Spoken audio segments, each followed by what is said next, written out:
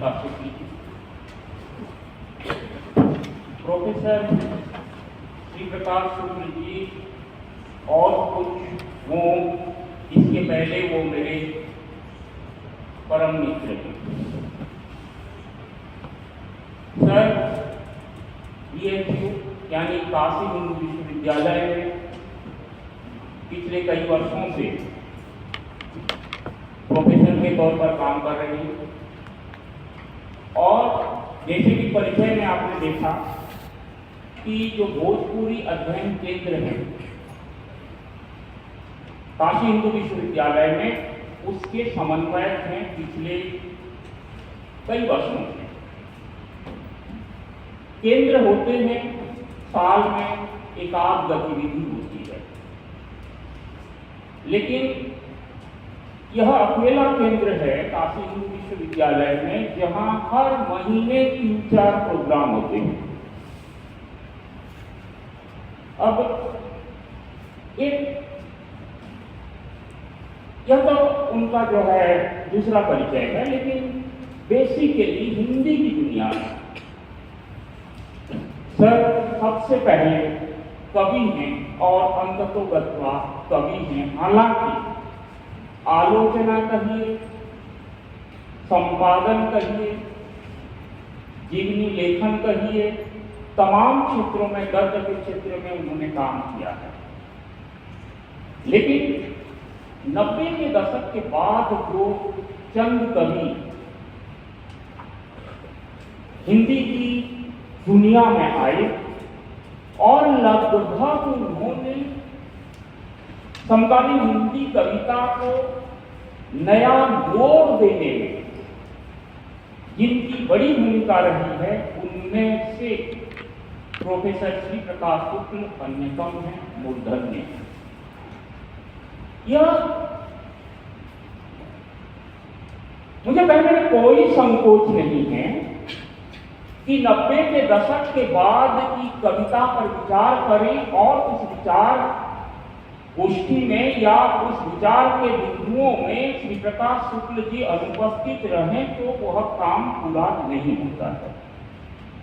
अब तक उनके कई संग्रह आ चुके हैं।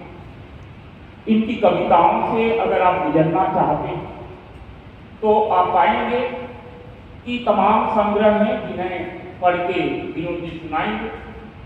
मैं लिस्ट उनको दे रहा हूं, उनके प्रकाशन। और मेरे एक ही छोटे से आमंत्रण पर दरअसल श्री प्रकाश जी कल और परसों कलकत्ता महानगरी में छाए हुए थे, तो जहां जाते हैं छाए ही रहते हैं। तो मैंने सोचा कि क्यों ना, और खास तौर पर मेरे एक्स स्टूडेंट्स की यहाँ 2-4 लोगों को देख रहा हूँ, उनकी बड़ी शिकायत थी, सर हिंदी विभाग कुछ कर नहीं रहा है, कुछ की करे सर। तो जैसे ही मैंने श्री प्रकाश जी से आग्रह किया कि आइए हमारे छात्रों के बीच अपना संवाद स्थापित कीजिए, कुछ बोले, तो उनसे बातचीत हुई और यह बातचीत हुई कि कविता की पक्षधरता, इस विषय पर वो बात करेंगे। इसके बाद अपनी कविताओं में से कुछ कविताएं आप लोगों के समक्ष रखेंगे। तो निकिता जैसी या फिर और लोग जो लिख रही हैं उनको भी कुछ प्रेरणा जैसा मिलेगा कि कैसी कविताएं आज की तारीख में लिखी जा रही है और कौन सी कविताएं लैंडमार्क होती हैं। जैसे ही मैंने इसे फेसबुक में दिया तो एक सवाल उठा, और वो सवाल आपके मन में भी उठा होगा।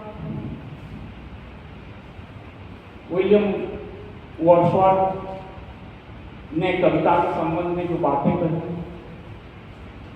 कि लेकिन क्या कविता वह होगी जिसमें सिर्फ आप ही आप होंगे? क्या कविता वही हो सकती है जिसमें केवल कल्पनाएं होंगी?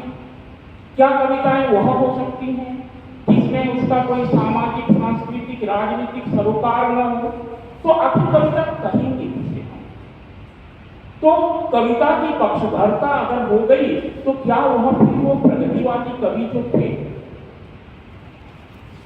जिन्होंने की लगभग अधिकांश जो फैशन के तौर पर लिखने लगे, और तो क्या फिर उसमें कविताई वाला जो अंश है, उसका जो शिल्प पक्ष है, क्या वह शिल्प पक्ष के साथ भी कवि समझौता करेगा? आखिर शिल्प पक्ष पर कितना महत्व दिया जाए और संवेदना पर कितना?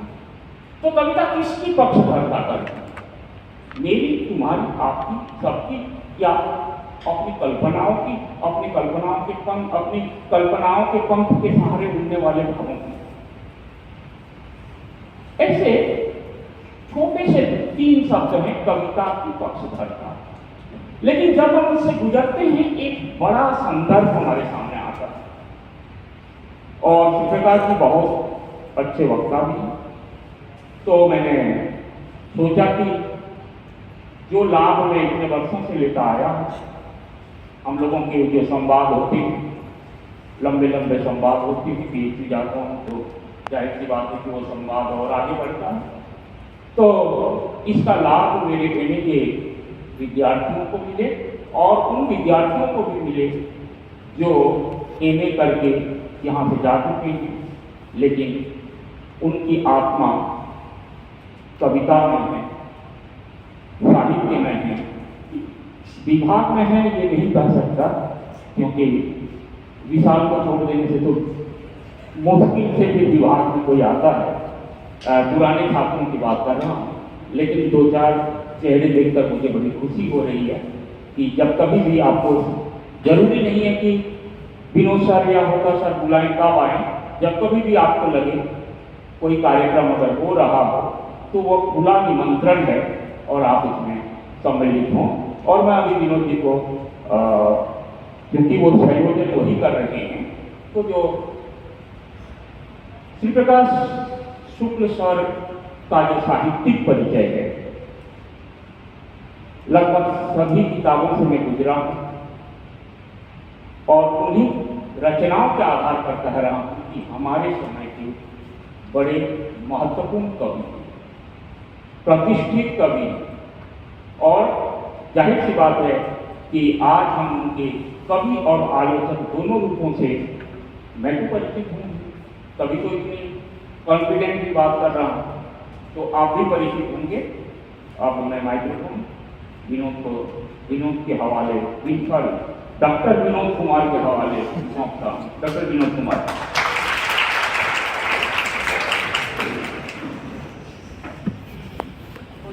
आभार और पुनः आप लोगों को आभार और स्वागत।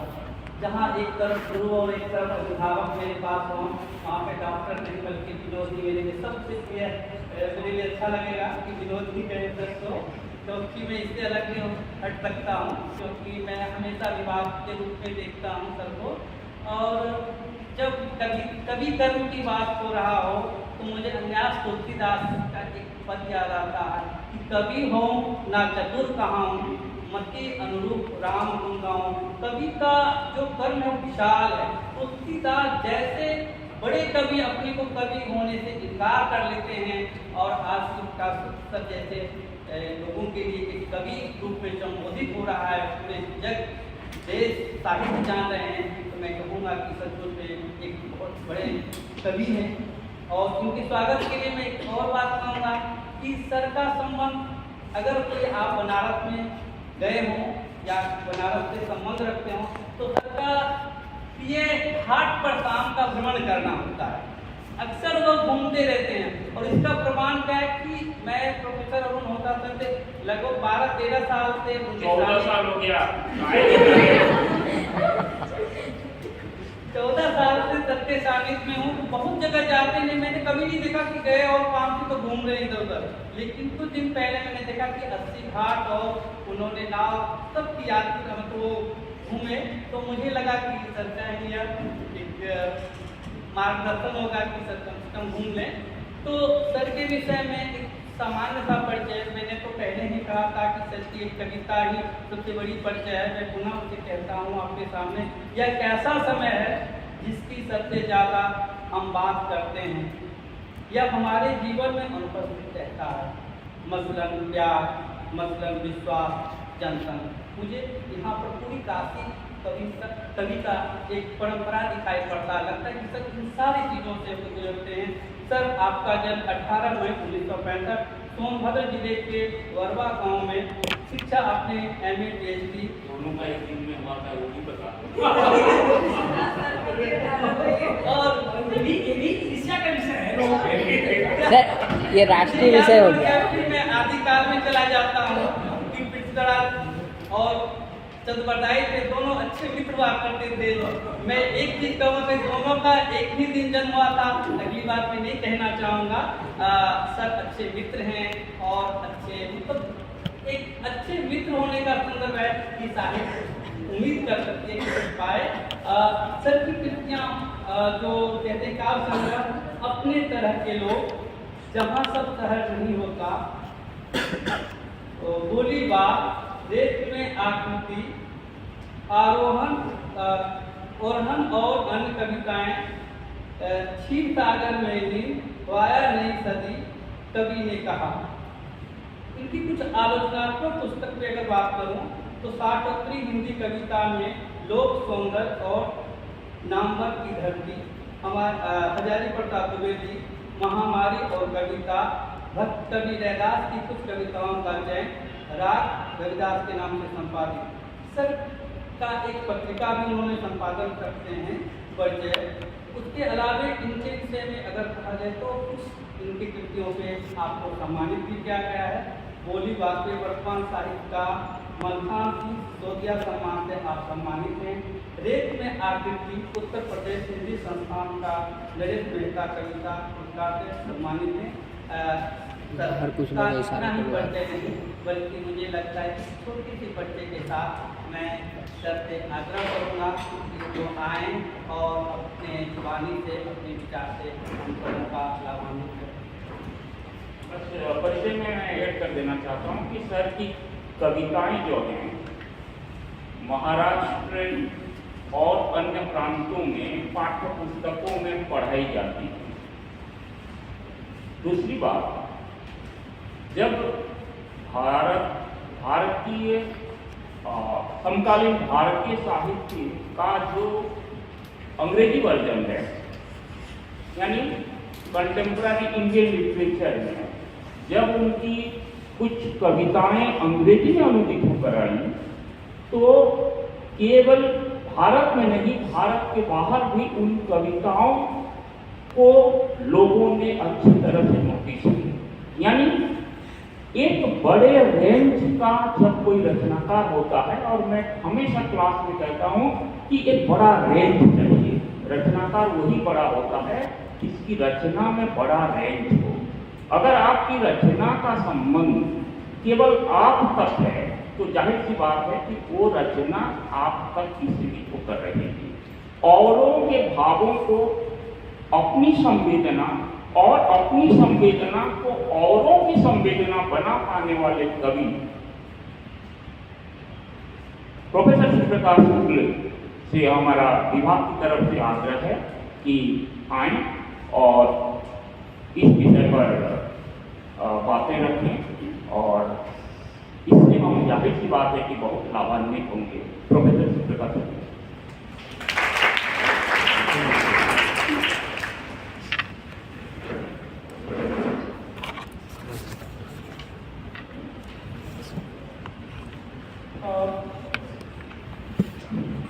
सबसे पहले तो मैं इस विश्वविद्यालय के हिंदी विभाग के यशस्वी शिक्षक और विभागाध्यक्ष, अपने समय के अन्यतम महत्वपूर्ण समालोचक भाई अरुण होता के प्रति अपना आभार व्यक्त करता हूँ। उन्होंने हमें ये अवसर दिया कि मैं उनके छात्रों से और उनके शिक्षकों से सीधा संवाद कर सकूं। और बहुत समय से, बहुत दिन से आपके सर यानी मेरे मित्र कि इस आलोक वृत्त को देखने की इच्छा थी और चल रहा था किसी बहाने। इस बार जब कार्यक्रम बना और मैंने इन्हें खबर किया, उन्होंने कहा कि इस बार आपको आना ही है। रास्ते में हम लोग चले, बीच बीच में जैसा होता है संयोजक की भूमिका में और मित्र हों, कोई बात ही नहीं है। तो छात्रों को लेकर के सरकार था कि ज़्यादा नहीं 15-20 छात्र रहेंगे और क्या इसके परीक्षा का कोर्स और पाठ्यक्रम खत्म हो गया है। मैंने कहा कि 5 भी रहेंगे तो कोई बात नहीं है, आप तो 25 को ज़्यादा ही कर रहे हैं, लेकिन आपके आलोक वृत्त को मैं देखूँगा। यहाँ जब पहुँचा सभागार में तो मैं देख रहा हूँ कि यहाँ 200 छात्र बैठे हुए हैं। अब ये पूरा सभागार आपका भरा हुआ है, ये कौन सा चमत्कार है? तो यह समझिए कि आपके सर यानी प्रोफेसर होता सर की उपलब्धि है और सब इनकी शिक्षा दीक्षा है कि आप छात्र यहाँ पर आए हैं। मुझे चाहे भले देखने आए हूँ, सुनने तो इनको आए भाई, देखने का मतलब इस नाते कि बाहर से आए हैं, क्या बोले कैसे गलत करते। तो मैं सबसे पहले आप छात्रों को मैं अपना स्नेह अर्पण करता हूँ, आपको अपना स्नेह देता हूँ, मैं अपनी शुभकामनाएं देता हूँ कि जिस पश्चिम बंगाल राज्य विश्वविद्यालय के हिंदी विभाग के आप छात्र हैं और जो 12-7 कलकत्ता से 1.5 से 2 घंटे की दूरी पर है, वह असल में इस केंद्र में आप भाग्यशाली हैं। एक ऐसा शिक्षक मिला हुआ है जो इस देश के किसी भी हिंदी विभाग के शिक्षक से ज़्यादा मूल्यवान है और जिसकी ज़रूरत यहाँ पर थी या होनी चाहिए।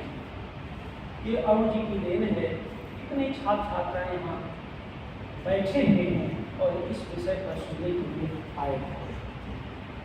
अब विनोद कुमार जी हैं, आपके दूसरे गुरुजन हैं, इनसे बातचीत पहले से होती हुई मुलाकात आज हुई। मैं इनके प्रति अपना आप छात्रों जैसे ही स्नेह निवेदित करता हूँ, छोटे बहुत उम्र में। लेकिन आप ये देख सकते हैं कि मैं जब कलकत्ता से चला हूँ और अरुण जी के विश्वविद्यालय आना है, तो आपने देखा होगा तो मैं कुर्ता भी संभलपुरी पहना। ये उड़िया अरुण जी की उड़िया भाषी, मैंने मातृभाषा इनकी उड़िया है। तो मेरे पास एकमात्र संभलपुरी कुर्ता था। मैंने कहा आज उनके आयोजन में संभलपुरी कुर्ता ही पहन के चलूंगा। कितना हमारे इनके बीच की जो केमिस्ट्री है कितनी फिट है। यहाँ आया तो निहारते ही आया, सड़कों को निहारते। आप जिस सड़क पर आप रोज चलते हो, सड़क को मुझे पहली बार चलने का मौका मिला, देखने का मौका मिला। चुपचाप था ये विश्वविद्यालय परिसर के बारे में बता रहे थे। जब यहाँ घुसा तो देखा कि यह पूरा के पूरा परिसर विश्वविद्यालय का जलाशयों से घिरा हुआ है। जिधर देखा उधर जलाशय। तो मुझे एक रूपक दिखा, मैंने इसे कहा, अरे भाई कहाँ कहते थे 12 साल ये हो, कितना खूबसूरत परिसर है ये। तो मैंने कहा इस जल वृत्त से घिरा हुआ अरुण वृत्त है। और क्या चाहिए? तो मैं अरुण के आलोक वृत्त का साक्षी होने यहाँ पर आया हूँ और परम संतुष्ट हूँ। आप छात्रों से मिल करके बहुत अच्छा लगा, बहुत ही खूबसूरत माहौल है और इतने बड़े इतना बड़ा सभागार, सब कुछ चाक चौबंद, सब कुछ व्यवस्थित। इसलिए एक बार फिर हिंदी विभाग के प्रति अपनी कृतज्ञता ज्ञापित करता हूँ और अपने मित्र के इस विभाग में आकर खुद को बहुत ही गौरवान्वित महसूस करता हूँ। और विषय कविता की पक्ष पक्षधरता का है। यह विषय अनुभूता जी का दिया हुआ है।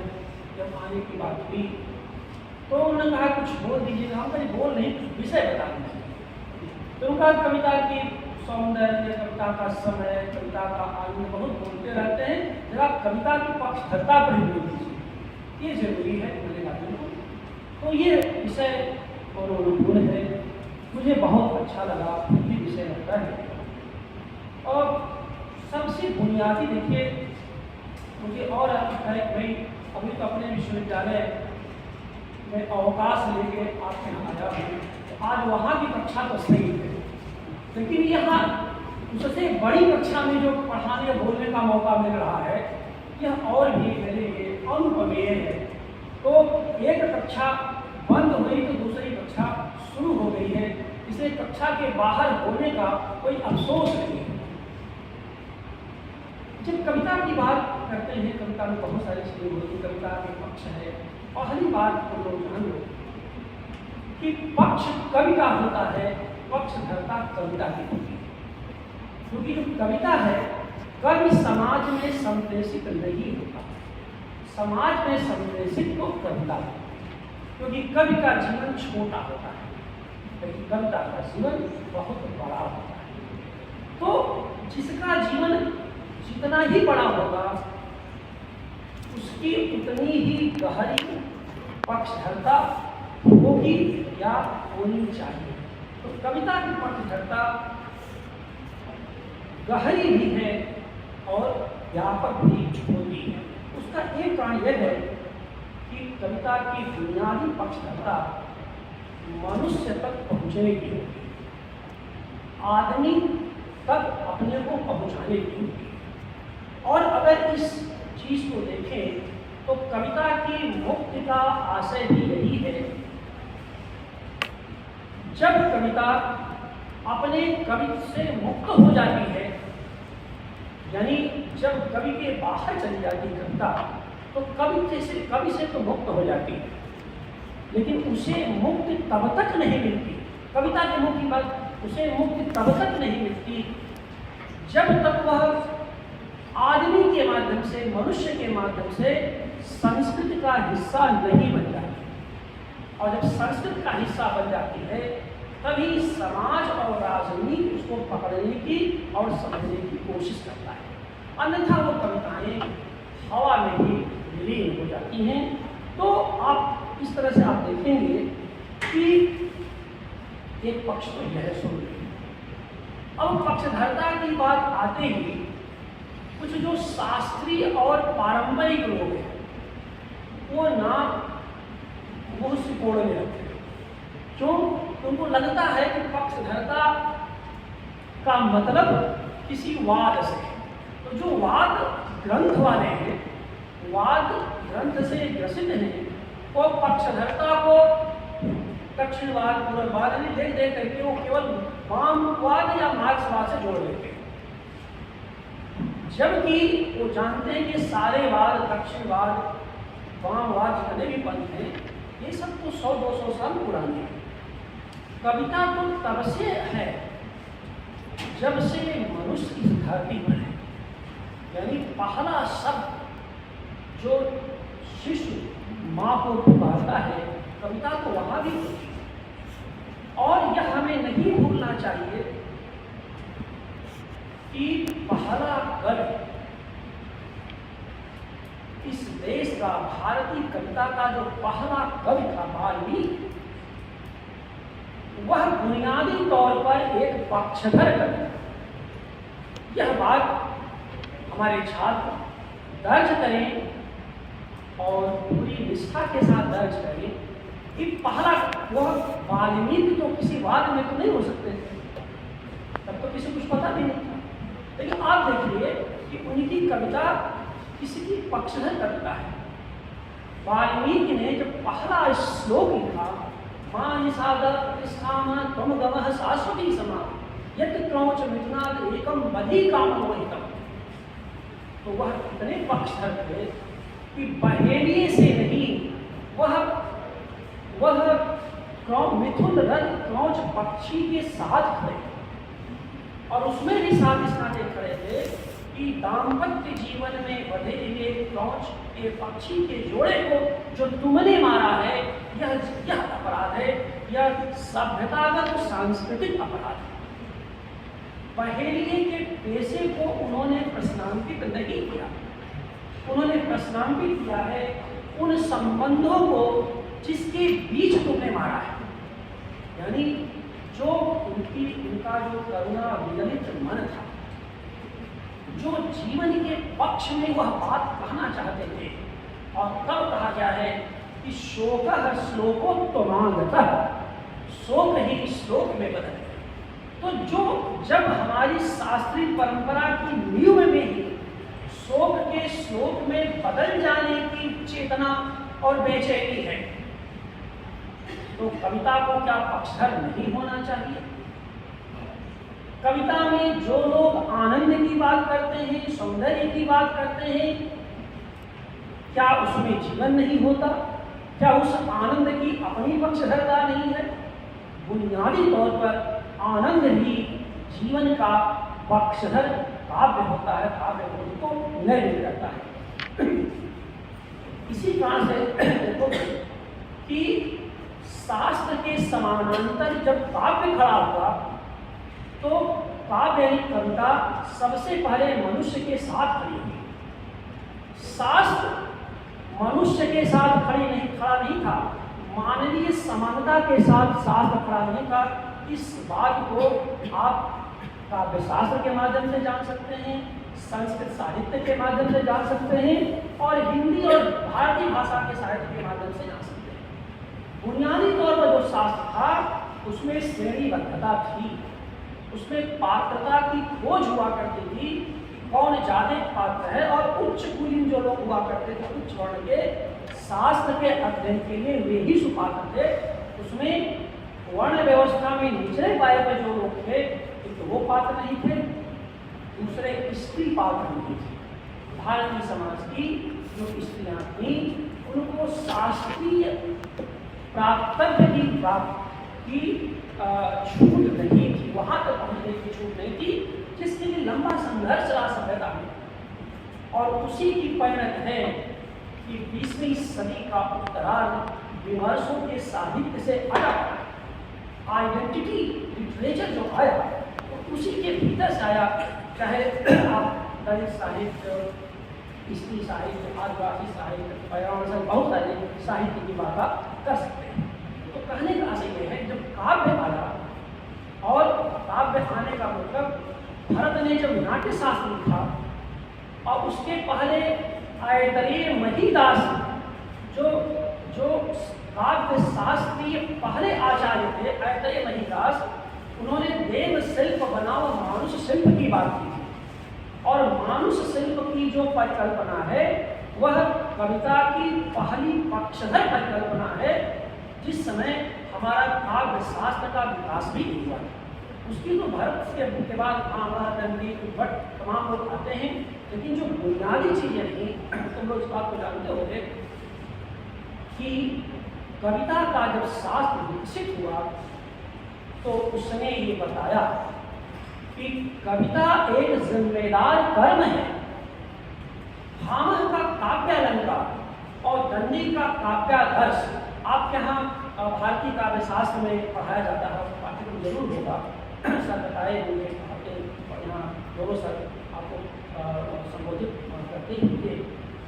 भामह से लेकर के दंडी से लेकर के ये जो शास्त्र खड़ा हुआ, शास्त्र के समानांतर कविता खड़ी हुई, और उस कविता ने इस बात की बुनियादी शिनाख्त की थी कि यह कविता एक ऐसी कविता है जो सबके लिए संभव है। इसमें किसी प्रकार का जाति भेद, धर्म भेद, वर्ण भेद नहीं है। तो आपकी पक्षधरता की शुरुआत उस शास्त्र के समानांतर कविता के खड़ी होने से होती है। ये तो बाद वाले विमर्श बाद में खड़े हो गए, जब कहा कि ये वाम पंथ है, दक्षिण पंथ है, उत्तर पंथ है, दक्षिण पंथ है, ये सब तो बाद की चीजें हैं। क्योंकि जब आधुनिकता आई, तो जब आइडेंटिफिकेशन आया, उसमें तरह तरह के भाई वाद आएगा। आप सब जानते हैं कि वो 20वीं सदी में तो अब संरचनावाद, उत्तर संरचनावाद, आधुनिकता, उत्तर आधुनिकतावाद, रूपवाद, शैली विज्ञान, और उसी में जो है वामपंथ, उसके बाद दक्षिणपंथ, प्रगतिशील, कलावाद।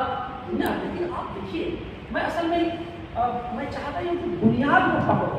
बाकी आपको ये चीज़ें जो ये बुनियाद है, ये जल्दी हम कक्षा में छात्रों को जब पहली या दूसरी कक्षा लेते हैं, 2 कक्षा में यही बात बताते हैं। ये जो बुनियाद है, इसको समझने की कोशिश की जानी चाहिए। क्यों? क्योंकि कविता एक आर्गेनिक होल थी। हमारे काव्य शास्त्रियों के लिए कविता एक टोटल आइडेंटिटी, कंप्लीट थी, और वो जो है समग्रता में देखी जाने वाली विधा थी। उसमें सेक्शंस नहीं थे, उसमें आनंद भी था, अवसाद भी था, दुख भी था, करुणा भी था, प्रेम था। आखिरकार 8 स्थायी भाव ही तो हैं: रति, हास, शोक, क्रोध, भय, उत्साह, जुगुप्सा, विस्मय। यही 8 स्थायी भाव हैं जो धरती के किसी भी मनुष्य में होते हैं, वो चाहे अमेरिका में पैदा हो और चाहे पश्चिम बंगाल में पैदा हो। भाव यही होंगे, इन्हीं के परमुटेशंस और कॉम्बिनेशन से चीजें विकसित होती हैं, और यही से साहित्य। इसी नाते भाव और रस में अंतर है। भाव अमूल्य होता है, भाव आपके भीतर होता है, लेकिन पता नहीं चलता किस भाव में आप। जब वह भाव, विशेष भाव, साहित्य के क्राफ्ट का हिस्सा बन जाता है, तो वही भाव रस में रूपांतरित हो जाता है। लेकिन जो रस है मूलतः तो भाव है, लेकिन वो संप्रेषित होता है अपने आश्रय के माध्यम से, अपने आनंदन के माध्यम से, जिसे आप विभाव कहते हैं, विशिष्ट भाव। उसके लिए साहित्य चाहिए, नाटक चाहिए, कविता चाहिए, कहानी चाहिए, जिस भी माध्यम से, लेकिन ये सब सारी चीजें होती है। तो जो बुनियादी चीज थी वो ये थी, जिस पर मैं शुरू में ही आप छात्रों को ये बात बताना चाहता हूँ। क्योंकि आधुनिकता में जो मॉडर्न पोएट्री है, उसमें बहुत कुछ आप जानते होंगे, पढ़े होंगे। उस पर केवल संक्षेप में बाद में कहूँगा, और इस पर मैं फोकस करना चाहता हूँ। तो अब बात कहाँ से हुई? तो कविता का पक्ष, बल्कि एक कवि का पक्ष और कविता का पक्ष करता कुछ और नहीं, सत्य के उद्घाटन में। और सत्य तो बहुत विवादित है, लेकिन ऐसा नहीं है। सत्य विवादित होता है सभ्यता के विकास में, लेकिन कुछ ऐसे स्थायी भाव होते हैं, वैसे ही कुछ स्थायी सत्य के स्थायी मूल्य भी होते हैं जो शाश्वत होते हैं। कविता उन मूल्यों को ऐड करती रहती है, विकास करती रहती है, विस्तार करती रहती है। क्यों ऐसा? क्योंकि कविता की सर्वाधिक पक्षधरता सत्य के साथ खड़े होने में। इसके लिए बहुत ही सुंदर है ईसा वास्योपनिषद में एक श्लोक है। अब तो कहाँ कविता छुपी हुई है। ईसा वास्योपनिषद में एक श्लोक है, हिरण्मयेन पात्रेण सत्यास्य पिहितं मुखम तत्पूषण अपावेणु सत्य धर्माय दृष्टये। वो कहते हिरण्मय पात्रेण, वो एक ईश्वर से प्रार्थना करता है कि एक सोने के ढक्कन से सत्य का मुख ढका हुआ है। तत्पूषण अपावेणु, अपावेणु माने खोल दो, कह दो, उसे खोल दो। इसलिए खोल दो, सत्य का मुख सोने के ढक्कन से ढका हुआ है, माया से ढका हुआ है। यानी माया क्या है? कविता में सभ्यता का आवरण है। सभ्यता का आवरण क्या है? सुब्रत जी को याद करो कि जैसे जैसे हमारी सभ्यता का विकास होता जाएगा, जैसे जैसे सभ्यतागत जटिलताएं बढ़ती जाएंगी, वैसे वैसे एक और कवि कर्म कठिन होता जाएगा और दूसरी तरफ कविता की जरूरत बढ़ती जाएगी। ये कविता की पक्ष होता है, ये बुनियाद में है। तो कहते हैं कि तत्पूषण अपावेणु सत्य धर्माय दृष्टये, सत्य और धर्म के लिए उसको खोल दीजिए। पर जो ऋषि है, जो आद्य नियंता है, वो भी यही बात बता रहे हैं कि हमारी कविता सत्य को उद्घाटित करते हैं, धर्म को उद्घाटित करते हैं। वह धर्म जो मनुष्य, देखिए सत्य हो या धर्म, उसकी बहुत सारे, अब तो धर्म की बड़ी जटिलताएं हो गई हैं। सत्ता ने विज्ञान की जगह आस्था को विकसित किया, आस्था की जगह तो उसको आस्था को उन्माद में बदल दिया। ये सब तो आधुनिक क्रियाकर्म की बातें होती हैं, लेकिन सत्य और धर्म बुनियादी तौर पर वह है जो मनुष्य को मुक्त करे, जो उसे ज्यादा मानवीय बनाए, ज्यादा सामाजिक बनाए और ज्यादा जागरूक बनाए। तो ये सत्य और धर्म की बुनियादी स्थिति है। कविता ने यहाँ पर अपनी कसौटी बनाई है, जिस पर कि इतना मुलम्मा सभ्यता के विकास में चढ़ गया कि ये सब ओझल हो जाते हैं। हमारा दायित्व, हम शिक्षकों का दायित्व, वो जो परतें चढ़ी है माया की ना, सभ्यता की ना, उसको थोड़ा सा अपागुण कर देना है। उसको ढक्कन को मैं उस ढक्कन बसल में खोलना चाहता हूँ थोड़ा, क्योंकि वो इतनी हजारों वर्ष की परंपरा में चीजें, अच्छा क्या है, विश्वविद्यालय में इन बातों का बताने वाले नहीं है, पढ़ाने वाले नहीं हैं भी तो कोई कुछ नहीं है। अगर कुछ भी है तो छात्र कुछ नहीं है, क्योंकि क्या होता है, तो देखा होगा कि जो काव्य शास्त्र को चाहे पश्चिम का भी पढ़ लेगा, वो उसे आधुनिकता, उत्तर आधुनिकता, ये वो दुनिया भर का को देरीदार जाने, उसको डका के माहौल बनाएगा। लेकिन जब आपकी बुनियादी संस्कृत साहित्य की बात आएगी, उसकी शास्त्रिका, तो कहेगा इसमें बकवास है, सब जड़ लोग चाहिए। वजह क्या है? 25-26 साल के शिक्षक के अनुभव से मैं कह रहा हूँ, गालियाँ वही देता है अपनी परंपरा और सांस्कृतिक रीति को जिससे पता ही नहीं उसमें है क्या। और जब पता रहेगा तो आप उसके प्रति कृतज्ञ हैं, आप हमेशा उसके प्रति क्यों, क्योंकि वह गर्भगृह है जहाँ से ऊर्जा के अनेक स्रोत, अनेक किरणें वहाँ से, उजास की अनंत किरणें वहाँ से उठती हैं। और तब पता चलता है कि आपकी कविता की विरासत कितनी बड़ी है। यूं ही नहीं, भामह ने 6वीं शताब्दी में कविता के बारे में क्या लिखा है? कहा है कविता नहीं, कवि करने की जिम्मेदारी थी।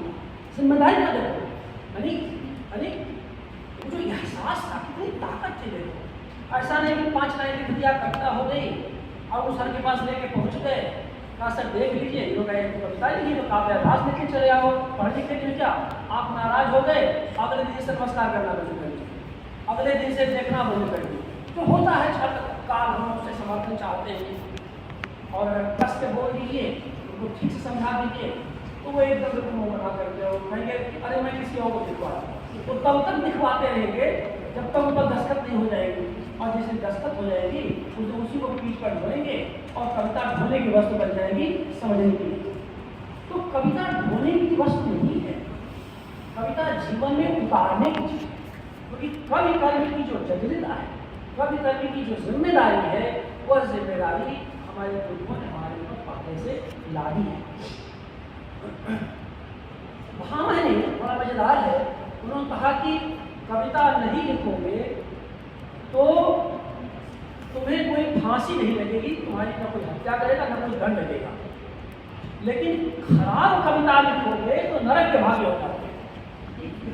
आप जरा देखिए, ना कवित्वम अधर्माय व्याधये दंडनामवा तू कवित्वम पुनः साक्षात मृत्युर्माहुर्मनीषण।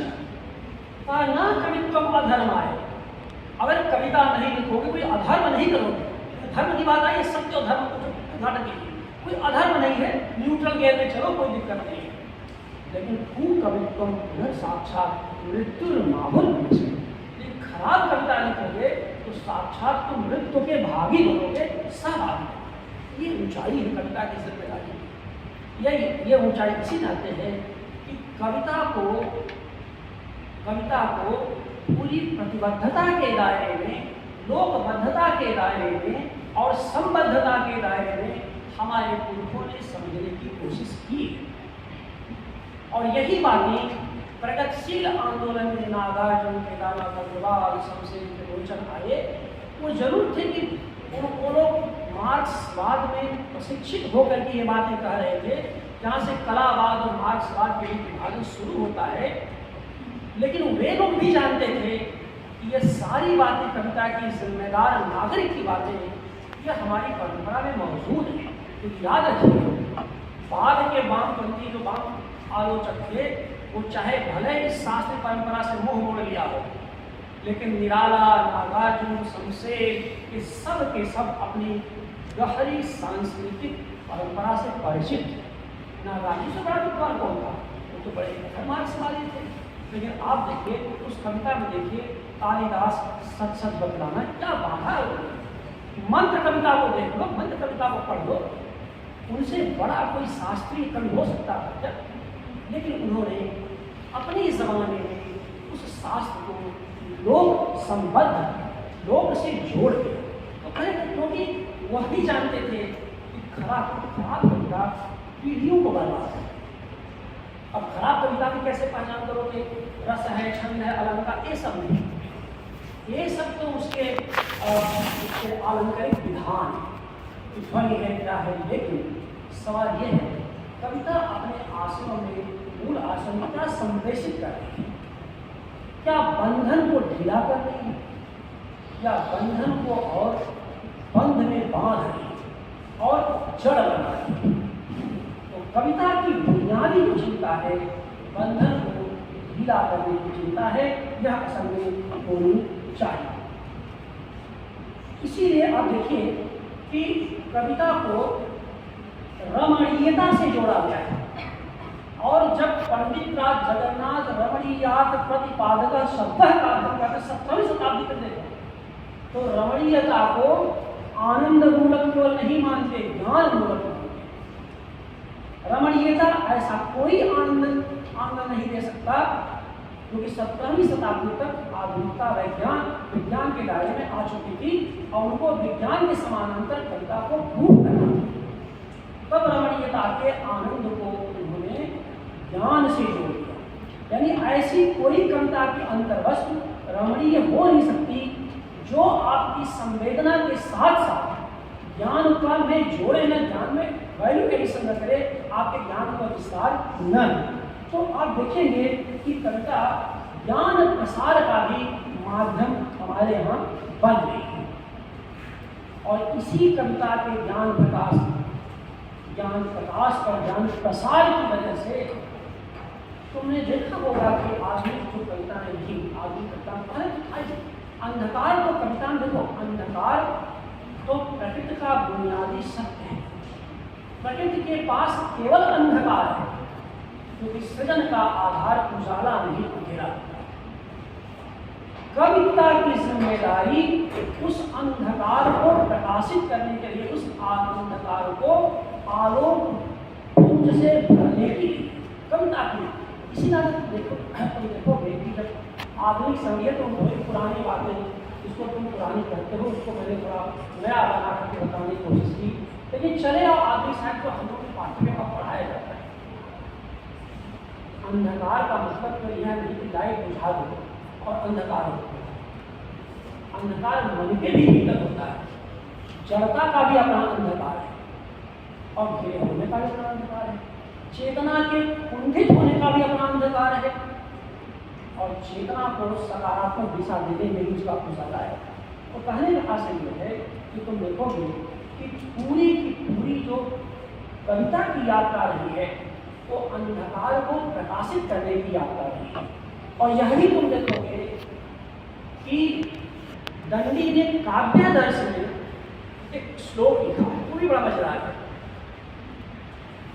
इदमन्धः तमः कृत्स्नं जायेत भुवनत्रयं यदि शब्दाहयं ज्योति संसारं न दीप्यते। बड़ी काम की बात कहा है। अगर मैं नाम हटा दूं तो नाम बता करके आतंकित नहीं करना चाह रहा हूँ, डरा नहीं रहा हूँ, सब चीज पाठ्यक्रम में है, लेकिन नाम हटा करके तो यही बात बता दूँ तो तुम्हें लगेगा कि कोई आज का आदमी बोल रहा है। क्या बोल रहा है? यह संसार अंधकार के महासागर में विलीन हो गया होगा यदि शब्द रूपी प्रकाश हमारे पास न हो। ये जितना उजाले में हम लोग बैठे हुए हैं, इस कक्षा में क्यों बैठे, इस सेमिनार सभागार में क्यों बैठे? उजाले की खोज में ही तो बैठे। और ये उजाला ज्ञान का उजाला है। इसी आलोक के लिए बैठे हुए कि आखिरकार जो हम जानते थे, जितना अंधकार हमारे पास है, इस व्याख्यान के सुनने के बाद या इस बात को पढ़ने के बाद या यहाँ जाने के बाद उस अंधकार में कुछ कमी आई क्या? कुछ कमी हुई क्या?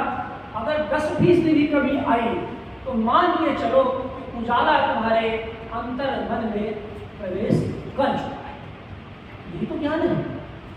वह बौद्धिक ज्ञान हो सकता है, संवेदनात्मक ज्ञान हो सकता है, ज्ञानात्मक संवेदन हो सकता है, जो भी हो सकता है।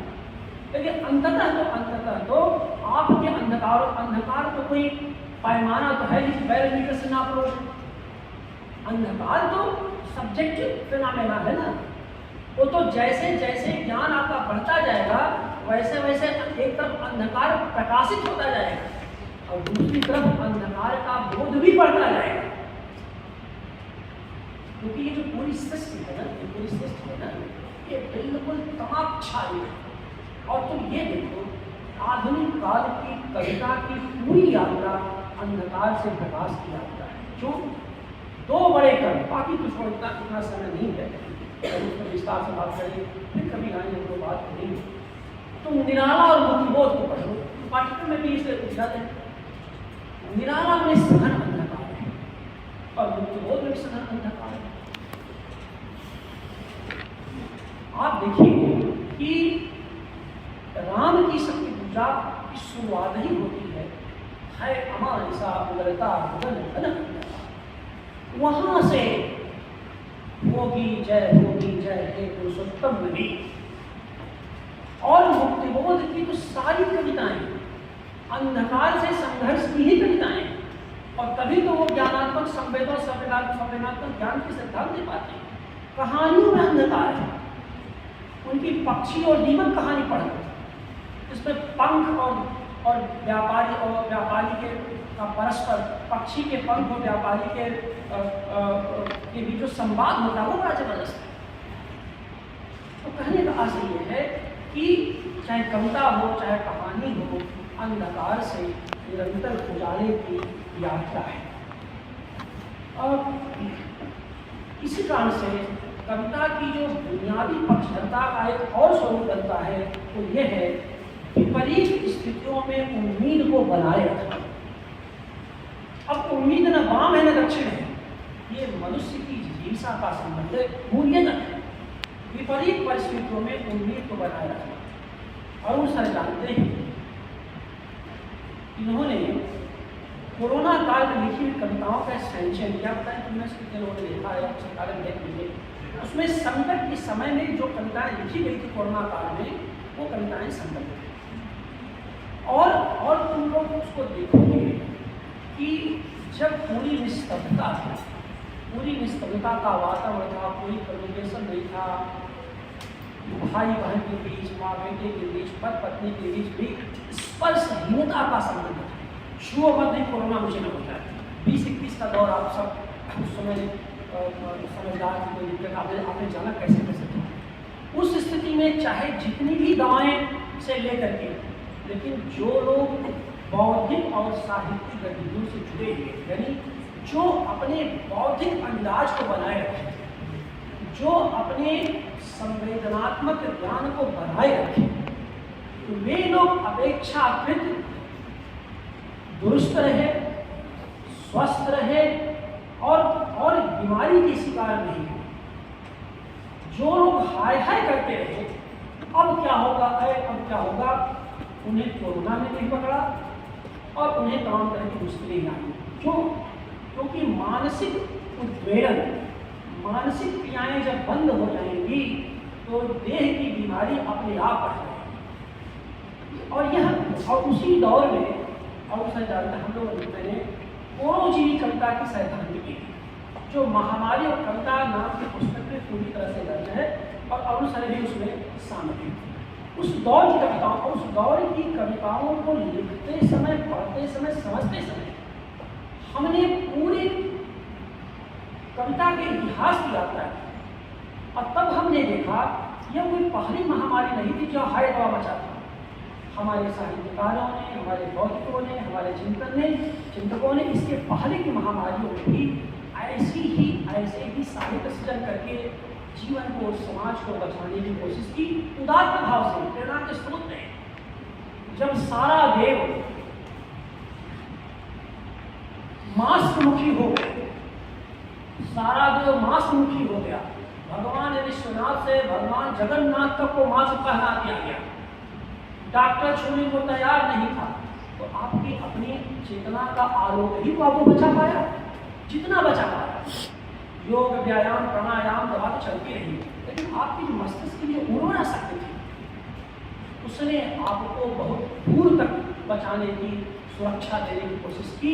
आपके इम्यून सिस्टम, साहित्य में सब लोग जिसे कहते हैं कि विज्ञान में, चिकित्सा विज्ञान में इम्यून सिस्टम को बढ़ाने की बात करते हैं, क्योंकि साहित्य एक कविता है। और कविता क्यों मैं कह रहा हूँ? क्योंकि कविता पूरी महामारी में इतिहास साक्षी है। अकेली विधा थी जो आपके सामने थी, क्योंकि एकमात्र विकल्प आपके सामने सोशल मीडिया थी। और सोशल मीडिया पर कहानी लंबी पढ़ नहीं सकते आप, उपन्यास तो लिख ही नहीं सकते, तो कुछ तो टिप्पणियाँ लिखते थे या कविताएं लिखते थे। और इतना ज़्यादा कविताओं का उत्पादन हुआ कोरोना काल में, उतना तो नई शताब्दी में नहीं हुआ जितना तो 2 वर्ष में हुआ। और ये इसको लोगों ने मजाक में कर लिया के साथ बड़ा उत्पादन, ऐसा नहीं। मैं उसे हर कविता को सृजन से जोड़ूंगा। वो सृजन मुखी समय था जो हमें कोरोना काल में भी संकट से बचाए रखा, और कविता के उत्पादन में भी सृजनात्मकता थी। इसलिए दुनिया का सबसे बड़ा मनोवैज्ञानिक चिंतक लियो रोसेंथल ने, जो अमेरिका का सबसे बड़ा मनोचिकित्सक है, उसने कहा, कविता को क्या कहा? कविता आत्मा की वैक्सीन है। भाषा जरा देखो, क्या इस महामारी के वैक्सीन आने के पहले क्या कविता की तुलना वैक्सीन से हो सकती थी? क्या संभव ही नहीं, क्योंकि वैक्सीन एक ऐसा शब्द था जो विज्ञान से आया था, चिकित्सा विज्ञान से आया था। वैक्सीनेशन तो था, चलिए सब नई सदी में मैं कह रहा हूँ कि ये तो कोरोना काल वैक्सीन तो आई, क्योंकि ऐसा नहीं वैक्सीन पहले नहीं थी, वैक्सीन तो 100 साल पहले इजाद की जा चुकी थी, 19वीं सदी को उत्तरार्ध में आ चुकी थी। लेकिन वो वैक्सीन से बच्चों को पोलियो वैक्सीन, राउंड वैक्सीन, लेकिन कविता आत्मा की वैक्सीन है। ये तब बात आई रोसेंथल के दिमाग में जब वैक्सीन पर प्रयोग होने लगा था और पूरी दुनिया में सरकारों पर यह दबाव बन रहा था कि भैया जल्दी से वैक्सीन लगाओ, नहीं तो तुम लोग सोच नहीं सकते कि इसकी यात्रा में जब हम लोग मध्यकाल में गए और उनसे जानते हैं, तो भक्ति काल के कवियों ने भी महामारी के दंश को बहुत झेला। और कल भक्ति काव्य पर जो व्याख्या की वहाँ पर भारतीय भाषा परिषद, वहाँ मैंने ये बात उठाई, बहुत समय नहीं था कि, और आप ये समझ लीजिए कि अगर ये कोरोना की महामारी न आई होती तो शायद भक्ति काव्य को मैं उस नजरिए से खुद न देखता, जिस नजरिए से मैंने देखा, तो वह भी महामारी के दबाव के भीतर वही भक्ति काव्य की जो निरीश्वरता थी, उसका भी आधार उस समय की महामारी थी। और संत काव्य जो निर्गुण ईश्वर का काव्य, ईश्वर विहीन कविता की जो बातें आई, यानी मूर्ति पूजा के विरोध में पाई, वो चीज़ें ऐसा नहीं कि मूर्तियों के बारे में उसके बड़े चर्चा नहीं होती थी, क्योंकि संत कवियों ने गंगाई से कहा कि मूर्ति पूजा के मूर्तियों के अर्थ नहीं था। बहुत सारी वजह थी जिस पर कविता में डिबेट होता है कि शुक्ल जी कहते हैं वो प्रतिक्रिया थी इस्लाम की, द्विवेदी जी चित्रवृत्ति का विकास करते हैं, तो रामविलास शर्मा जातीयता का विकास करते हैं, वो सब बातें आई। लेकिन आप उस दौर के महामारियों के संकट को नजरअंदाज नहीं कर सकते, मेरा आशय है। और उस महामारी के संकट का सबसे पुष्ट प्रमाण है रविदास के पद निर्गुण भक्ति परंपरा में, और सगुण भक्ति परंपरा में तुलसीदास के पद, किसके पद? मानस के नहीं, कवितावली। कवितावली उनमें से जिनके पास होगी आप जाके देखना, कवितावली के उत्तरकांड में काशी में महामारी के 11-12 पद संकलित हैं। यानी तुलसीदास भी प्लेग की महामारी के दंश के शिकार हुए, और उसमें फिर पूरे आक्रोश से, पूरे विनय और जिम्मेदारी से कहते हैं कोई इस तरह से काम कर नहीं सकते। तो कहने का असर ये है कि सब जो सारी चीज ये कविता है। तो कविता की जो बड़ी एक जिम्मेदारी रही है वो है उम्मीद को बनाए रखने की। इसी कारण से एक पंक्ति है मराठी के बड़े मशहूर कवि हैं नामदेव ढसाळ, जिन्होंने एक पंक्ति लिखा है, इस सर्वनाश से पृथ्वी को कवि और केवल कवि ही बचा सकता है। इस सर्वनाश से पृथ्वी को केवल कवि ही बचा सकता है। ये मराठी के प्रसिद्ध कवि नामदेव ढसाळ की बात है। तो इसको इस तरह से देखो कि कविता की जो पक्ष रहता है वह विशेष को व्यापक संदर्भ देने में है। एक बात तो ये है, आखिरकार मुक्तिबोध जब कविता को असंख्य आदि जन से जोड़ने की बात करते हैं तो क्या करते हैं? वो तो सामाजिक और ऐतिहासिक दायरे में मुक्तिबोध कविता की पक्षधरता की बात कर रहे हैं। मुक्तिबोध इतने विलक्षण और विराट कवि हैं कि कामायनी कार के जयशंकर प्रसाद की कामायनी को भी नहीं बख्शा, जिस पर इतनी महानता से बातचीत हो रही थी, क्लासिक लिटरेचर है, उसके पूरे गुब्बारे में मुक्तिबोध ने भी चुभा करके और कामायनी की जैसी आलोचना की वह आलोचना की मिसाल है। ऐसा नहीं उससे कामायनी ध्वस्त हो गई, लेकिन मुक्तिबोध ने अपनी समझ को स्पष्ट कर दिया और ये बता दिया कि उत्थानशील शक्तियों को समझे बगैर कविता का मूल्यांकन नहीं हो सकता। तो उत्थान शक्तियों का मतलब क्या हुआ? ऐसा नहीं कि लठमार शक्तियों की बात वो कर रहे हैं, श्रमिक की बात कर रहे हैं, मजदूर की बात कर रहे हैं, हाशिए पर उलझा हुआ झुका हुआ जो समाज है उसकी बात कर रहे हैं, और उसकी बात कर रहे हैं जो समाज अंधकार में वर्षों से फंसा हुआ है, उसको आलोकित करने के लिए कविता की जिम्मेदारी की बात कर रहे हैं। तो कविता की पक्षधरता का मतलब एक तरह से जिम्मेदारी भी है। महादेवी, आधुनिक महादेवी की कविता जो दीप शिखा है उसमें एक पंक्ति है, धूल की इस मीड़ में मैं तार भर निकाल गया। एक पंक्ति और है, उंगलियों की ओट से सुकुमार सब सपने बचा ले। ये कविता की ताकत है। कुछ मेरे पास नहीं है, उंगलियां तो है, सारे सपने तुमने खत्म कर लिए, मेरे पास मेरी उंगलियां तो है, उंगलियों के ओट से सुकुमार सब सपने। इतनी क्षमता है कविता की, ये कविता की ताकत। धूल की मेरे पास कुछ नहीं है, धूल तो है ना।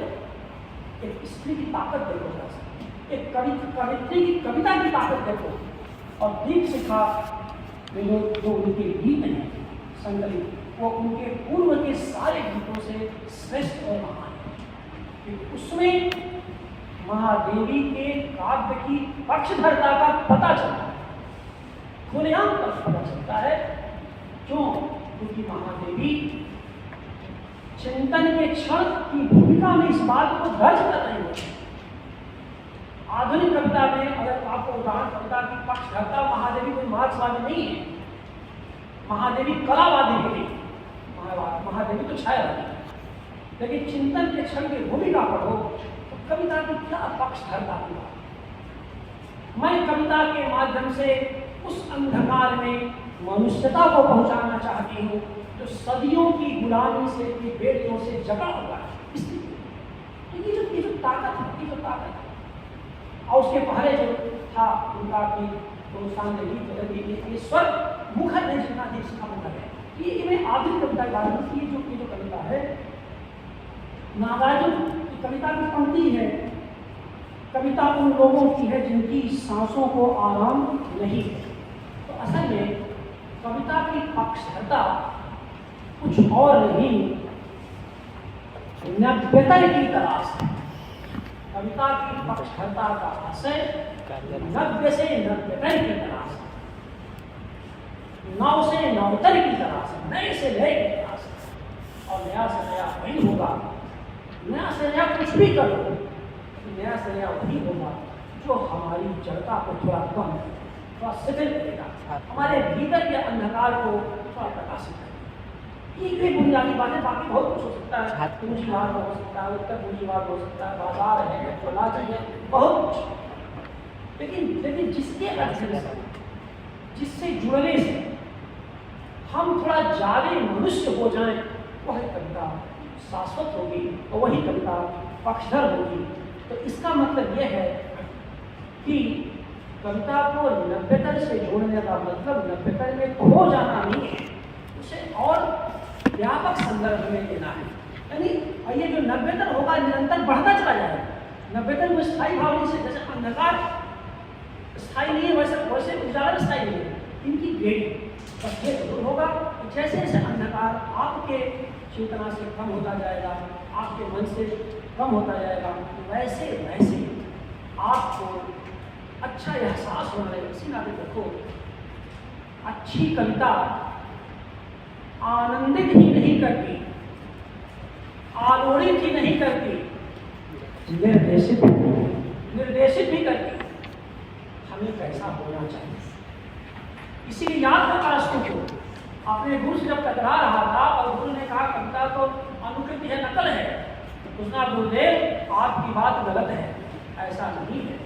कविता तो उच्चतम की तलाश है, उच्चतम बिंदु की तलाश है। अगर नकल करती है तो उसकी नकल करती है जो भविष्य में होने वाला है, जो हो चुका है। मैंने ऐसे समझो कि एक तरफ अरस्तु है, दूसरी तरफ एक तरफ प्लेटो है, दूसरी तरफ अरस्तु है। मैं कहता हूँ प्लेटो का आदर्श यहाँ रखा है, जिसकी नकल का आरोप लगाते हैं कवियों पर, लेखकों पर, और अरस्तु का आदर्श यहाँ आगे, जिसे पाना है।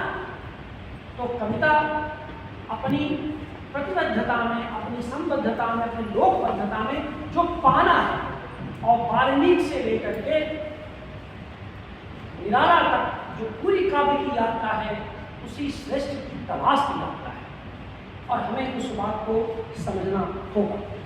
तो इस रूप में कुछ बातें जो निकली, उसका निष्कर्ष ये है कि कविता अदृश्य को आलोकित करती है, अलक्षित को लक्षित करती है, और अन्य को आत्मीय बनाती है। तो कविता में सब भूल जाओ, लेकिन कविता अन्य की आत्मीयता की लिखा है। कविता का कोई भी अन्य नहीं है, सब अन्यतम है। एक अन्य है, दूसरा अन्यतम है। जब मैं कहूँ अरुण सर अन्य है तो समझो विभाजन हो गया, और जब कहूँ अन्यतम है तो मेरे दिल में बस गया। तो सोचो, ये कविता है अन्य को भी अन्यतम बनाती है, यह कविता की ताकत है। और इस तरह से अगर देखें वो बाकी साहित्य में, जैसे कि कविता में एक शब्द है परिवृत्त असहिष्णुता। ये पारिभाषिक शब्द है, लेकिन बताना जरूरी है। कविता में परिवृत्त असहिष्णुता, ये जान लो, इस पर मैंने अभी कभी बोला नहीं, तो इसलिए कभी बातचीत की, तो नया टर्म दे रहा हूँ, और वो अभी ध्यान रखने का। परिवृत्त असहिष्णुता का मतलब ये है कि कविता भाषा को लेकर के तो बहुत सख्त रहती है, लेकिन भावना को लेकर के बड़ी उदार है। ये है परिवृत्त असहिष्णुता। मैंने कविता की भाषा में जो कवि ने भाषा दी है, और जो उच्चतम बिंदु पर कविता पहुंच के आई है, उस कविता में एक भी शब्द आप नहीं बदल सकते। तोड़ती पत्थर का तो तोड़ती पत्थर छायावादी महान कवि की मुख्य छंद की कविता है, लेकिन एक शब्द बदल के देखो, दीवा का तमतमाता रूप कर दो, दीवा का ऊर्जस्वित रूप करके देखो, दीवा का गर्म रूप करके देखो, खत्म हो जाएगा। एक बहस कल उठी उस कार्यक्रम में, और उसके पहले भी कुछ विद्वानों ने बहस उठाई कि वह तोड़ती पत्थर में इलाहाबाद के पथ की जगह बनारस का पथ क्यों नहीं हो सकता, 12/7 का पथ क्यों नहीं हो सकता। क्योंकि हम लोग जो आ रहे थे तो छोटी सकरी पतली सड़कें थी, दोनों तरफ घर बसे हुए हैं, तोड़ती पत्थर महिला यहाँ भी पत्थर हो सकती है, गर्मी वैसे ही है, बल्कि बनारस इलाहाबाद से ज़्यादा भयानक गर्मी यहाँ है, क्योंकि ह्यूमिडिटी है वहाँ। बनारस की गर्मी तो बड़ी गर्मी है, लेकिन चल जाएगा। यहाँ तो उसके बाहर निकलो तो इतनी उमस से पूछो ना, तो उमस में तोड़ने वाली पत्थर का जो कष्ट होगा तो ज़्यादा भयानक होगा। ह्यूमिडिटी बड़ी, ऊपर से धूप पड़ ही नहीं है। लेकिन क्या कभी आपने सोचा कि इलाहाबाद को हटाते ही आप प्रयागराज कर दीजिए, इलाहाबाद का प्रयागराज हो गया है, वो कविता मर जाएगी, खत्म हो जाएगी। क्योंकि इलाहाबाद, एक वीरान ने लिखा, इलाहाबाद एक शहर नहीं, इलाहाबाद एक संस्कृति है, एक सभ्यता है। जब निराला इलाहाबाद का जिक्र वहाँ पर कर रहे हैं तो निराला ये बता रहे हैं इस इलाहाबाद से उसे बहुत उम्मीद है, क्योंकि इस इलाहाबाद में नेहरू भी हैं और निराला भी। ये होता है आत्मावलोकन, आत्मसमीक्षा। तो अब पूरी पूरी कविता तो आत्मसमीक्षा की कविता है। निराला के पीड़ा, गहरी पीड़ा से निकली हुई आत्मसमीक्षा की कविता है। उसमें कैसे बदल गए, वो कैसे काशी बदले, इसे कहते हैं परिवृत्त और सहिष्णुता। इस शब्द को याद रखें, और ये शास्त्रीय शब्द है, संस्कृत साहित्य में प्रयोग किया जाता है। इसका मतलब हुआ कि शब्द तो नहीं बदल सकते, यानी शब्द ठोस हो के ठस हो, जो कविता में आ रहा है। लेकिन क्यों ऐसा किया परिवृत्त और सहिष्णुता में? क्योंकि एक शब्द दूसरे का समानार्थी कभी नहीं होता, कभी नहीं होता। सिनोनिम जिसे तुम लोग पढ़ते हो तो प्रतियोगी परीक्षाओं के लिए हम लोग पढ़ाते हैं, लेकिन अक्ष, आंख, नयन, नेत्र सब अलग है, सब अलग है। कविता में जब इनका प्रयोग करोगे तब पता चलेगा कि किसका अर्थ कहाँ है। नयनों का नयनों से गोपन के संभाषण, पलकों से पलकों का प्रथमोत्थान विलग में नयनों का नयनों से गोपन मिलेगा। आंखों से आंखों का गोपन करके देखो ना, कविता मर जाएगी, खत्म हो जाएगी। नेत्रों का नेत्रों से गोपन करना, तो ये है परिवृत्त और सहिष्णुता। लेकिन यहाँ पर कविता पूरी ताकत के साथ अपने शब्द के साथ खड़ी है, लेकिन भावना में, चेतना में, विचार में और संबद्धता में वो बड़ी उदार है। जो मैं बता चुका पहले, वह जो है समावेशी है, सहिष्णु है, जो और इसीलिए कहा कि अन्य के अन्यतम है। अन्य ही नहीं, अन्य नहीं, अन्यतम है। वो जो कुछ है सबके लिए वह जगह देती है और सबका कुछ ये सब बातें करती है। तो कुल मिला जुला करके आप कह सकते हैं कि जो लंबा कुछ सर का कुछ कविताएँ भी मैं पढ़ लूँगा, तो उसके लिए मैं बचा लेता हूँ 10 मिनट, आधे घंटे मेरी घंटे हो गया होगा। तो कुल मिला कर कविता अच्छा, तो एक क्लास तो हो गया, एक कक्षा भी मैं ईमानदारी से पूरी कक्षा लिया मैंने। तो ये तरह था कि ये जो कविता की जो पक्ष रहता है, यानी एक ऐसी कविता, एक ऐसी आप बताना चाहता हूँ, उसमें कर्म की अवधारणा। कर्म कविता पढ़ने से कर्म मन में कर्म में प्रवृत्ति चाहिए। अब कर्म की प्रवृत्ति का करने का मतलब लोक रुचि में वृद्धि है, अपने समाज में, अपने लोक में और अपने कर्मों में आपकी वृद्धि हो। यानी कविता बुनियादी तौर पर इस कारण से पक्षधर है, वह हमें कर्मोन्मुखी बनाती है, हमें लोकोन्मुखी बनाती है, हमें जनोन्मुखी बनाती है और हमें अपने परिवेश से जोड़ती है। अब वो सर जानते हैं कि कोरोना काल कविताओं पर जब हम लोग बात कर रहे थे, इनसे लगातार बात कर रहे थे कि भूमिका में लंबी भूमिका लिखा है, उसमें लिखा भी है परिवेशगत संलग्नता, उसका एक सूत्र हम लोगों ने दिया था। और परिवेशगत संलग्नता पर सर ने उसी शब्द की लंबी व्याख्या की है जो शब्द मैंने उस कविताओं की व्याख्या करते समय दिया था। यही है परिवेशगत संलग्नता। यह भी समझ महामारी के भीतर से कवियों के भीतर गहरे रूप में ठीक पहले, क्योंकि कोई आपका साथ नहीं देगा कविता में, आपका परिवेश ही और ऐसी कविता जिसमें आपका परिवेश में भरित होता हो, आपका भूगोल में पता चलता हो, वो कविता दरिद्र संवेदना कराना कुछ नहीं हो सकता। कई भाषा है उसमें परिवेश भरित हो, उसमें भूगोल तत्व भरित हो और उसमें आपका इतिहास बोध भी पता चले। इतिहास बोध का मतलब, इतिहास बोध कविता को लंबी उम्र देता है, लंबी उम्र देता है।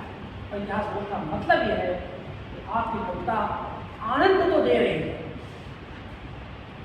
प्रेम की बात तो कर रहे हैं, लेकिन दिशा क्या है? कहीं वो आपको पलायनवादी तो नहीं बना रही है, या वह सामाजिक समाजोन्मुखी बना रही है? प्रेम में भी तो समाजोन्मुखी हो सकता है, ऐसी कौन सी बात है? लिखे प्रेम कविता, लेकिन प्रेम की कविता में केवल देह का वर्णन ही क्यों हो? प्रेम की कविता तो भक्ति का भी कविता थी। प्रेम को छोड़ के भक्ति काव्य की कहाँ ताकत है? लेकिन वह आज तक मान्य है, आज तक उसमें बहस हो रही है। इस तरह से ये कुछ बातें थी जो तुम लोगों के सामने रखना चाह रहा था। मुझे लगता है कुछ तो एक बार फिर मैं और होता जी के कृतज्ञ हूँ। इतने खूबसूरत, इतने उन्नत भाल, इतने चेतन छात्र और छात्राओं से संवाद का मौका दिया और 12 साल उस 12 साल को दिखाया जिसमें अरुणवत बाबू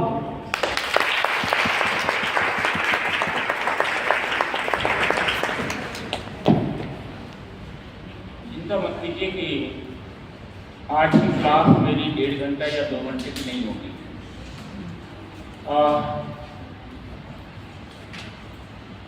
वाल्मीकि से लेकर निराला, नागार्जुन, मुक्तिबोध, तमाम कवियों के बहाने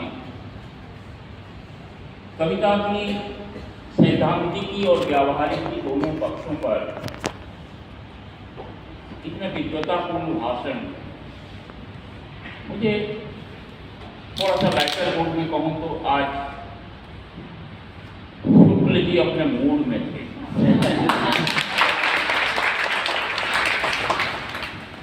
बस एक सूचना, उनकी जो अद्यतन पुस्तक है देश देश परदेश,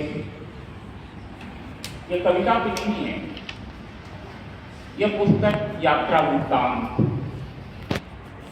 और सेतु प्रकाशन से यह पुस्तक आई है। दरअसल हिंदी गद्य की विविध विधाओं में आपने जो विधाएं पढ़ रखी हैं, यात्रा वृत्तांत के बारे में हम राहुल जी को याद करते हैं। और बीच में तो एक ऐसा दौर आया कि किसी सरकार के द्वारा जो पैम्फलेट छापते हैं, उस पैम्फलेट के आधार पर यात्रा वृत्तांत लिखे जाने लगे।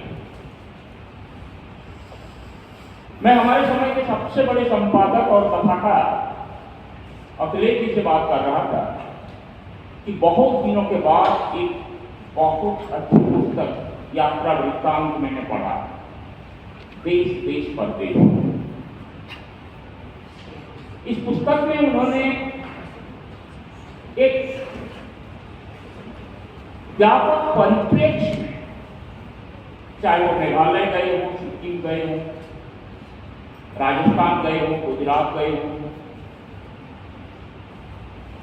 उसका इतिहास, भूगोल, पुराण, इन तमाम चीजों को ध्यान में रखते हुए, और अभी एक बात वो कह रहे थे कि यानी क्या सिखाते हैं, क्या कहना चाहते हैं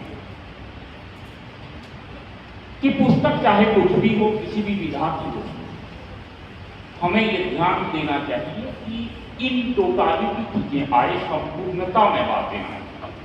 तो एक बहुत अच्छी पुस्तक के लिए मैं बधाई देना चाहता हूँ उनको। और अभी मुझे खबर मिली, मैं जानता भी हूँ, बस क्योंकि मैंने कहा कि वरिष्ठ कवि हैं, तो दो छात्रा जो कविताएं लिखती हैं,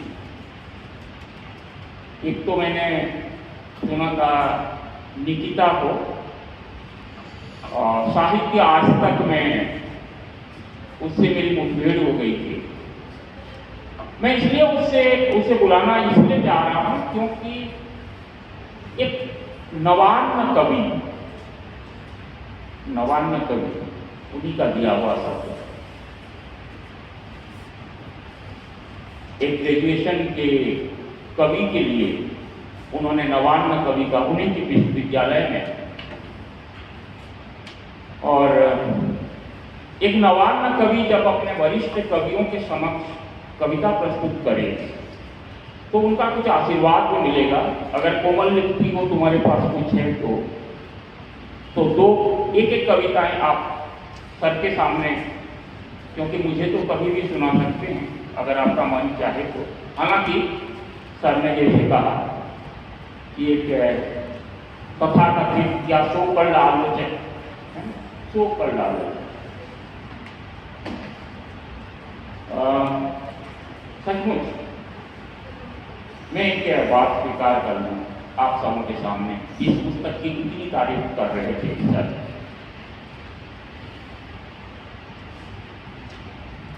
और पूरे भारत में मेरे द्वारा संपादित उस पुस्तक की अशोक वाजपेयी से लेकर भूलेंद्र पटेल तक की जो कविताएं चुनी गई, लगभग 2000 कविताएं आई थी। तिमिर में ज्योति जैसे,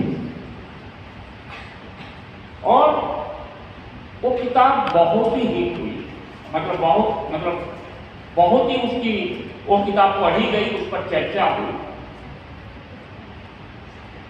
भूमिका के चलते नहीं बल्कि तमाम बड़े कवि, बहुत सारे बड़े कवि उसमें छूट भी गए, क्योंकि अपनी छोटी दृष्टि होती है। मेरी छोटी दृष्टि थी तो मैंने जिन कविताओं को नहीं समझा, जाहिर सी बात है कि वो बड़े कवि हुए वो भी छूट गई, कोई बात नहीं। तो वह श्री प्रकाश जी और परम आदरणीय वरिष्ठ कवि मदन कश्यप की योजना थी। उनके दिमाग में पहले वह बात आई थी और मैंने वहां से पिकअप कर लिया। तो जाहिर सी बात है, इसलिए मैं धन्यवाद करना चाहता हूँ। 2 छात्र जो हमारे स्टूडेंट्स हैं वो अपनी कविता सुनाएंगे। इसके बाद हम विस्तार से सर से कुछ कविता सुनेंगे। तो जाहिर सी बात है कि हम सभी कवि हैं, कभी अगर लिखेंगे तो ये किताब, ये जो कविताएं हम सुनेंगे उसके जो पढ़ने का ढंग है, लहजा है, वहाँ से भी कुछ सीखेंगे। इस सीखने और जानने और समझने का दौर है, जिसमें भी ये थोड़ी सी इच्छा बची हुई है। जाहिर सी बात है कि वह बहुत आगे जाएगा, और जिसमें ये भाव है कि वह सब कुछ जानता है और रविंद्रनाथ की उस पंक्ति को भुला देता है कि विशाल एक पृथ्वी कतों जानी। रविंद्रनाथ कह रहे हैं, जिन्होंने दर्शन पर लिखा, कृषि विज्ञान पर लिखा, साहित्य पर लिखा, संगीत साधना की, कला साधना की, और तमाम विषयों पर जिन्होंने लिखा, केवल लिखा नहीं, देश विदेश उन्होंने भ्रमण किया, और उसके बाद वो कह रहे हैं कि इतनी बड़ी पृथ्वी, विशाल एक पृथ्वी को तो जाए। तो मैं हमेशा इसलिए कहता हूँ कि हमें ये भाव बचा रहना चाहिए। तो निकिता, आपका स्वागत है।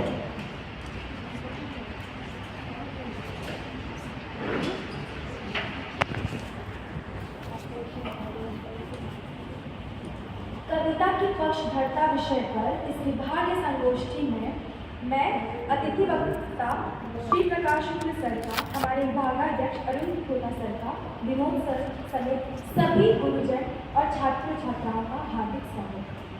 मैं निकिता पांडे आप सभी के समक्ष अपनी कविता मैं नदी भूलना चाहती हूँ प्रस्तुत कर रही हूँ।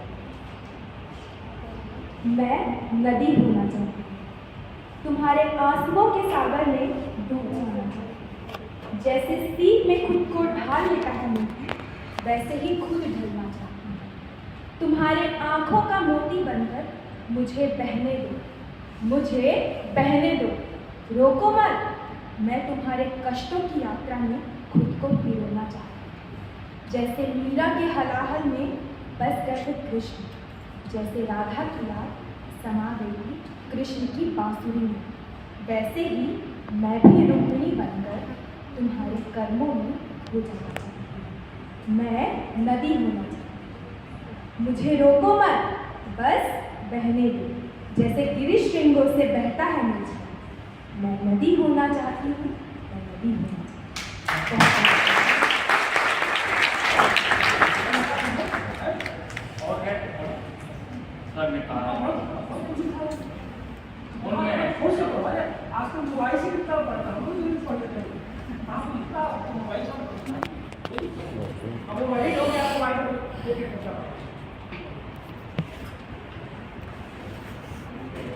सुनो ना, देखने तो बोल रहे हैं। हाँ पागल निकिता यहाँ से पढ़ी है। किस ईयर की है? हाँ किस ईयर की है? नहीं ध्यान में। ठीक।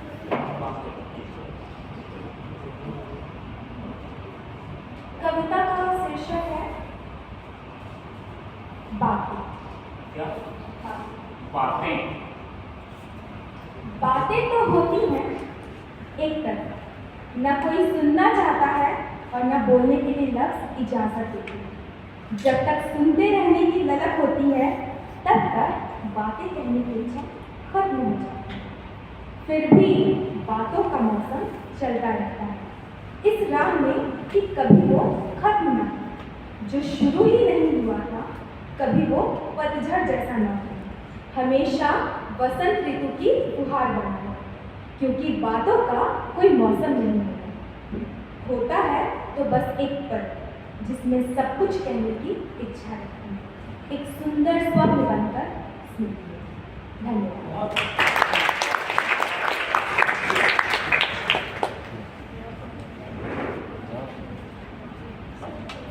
हमको दरअसल पता नहीं क्यों हमारी जो छात्राएं हैं, हमारे जो छात्र हैं, वो इतना डरते हैं कि कविता लेकर कभी मेरे पास नहीं आते हैं। कोमल के बारे में भी यही बात है तो कोमल उत्साह, लेकिन कविताएं लिखती रही, हमको बहुत देर में पता चला। जैसे कि और भी हमारे जो रेगुलर स्टूडेंट्स हैं, जो रोज आया करते हैं, हमारे छात्र हैं, वो लोग भी लिखते होंगे, लेकिन सर के पास कविताएं लाकर सर को कविताएं दिखाना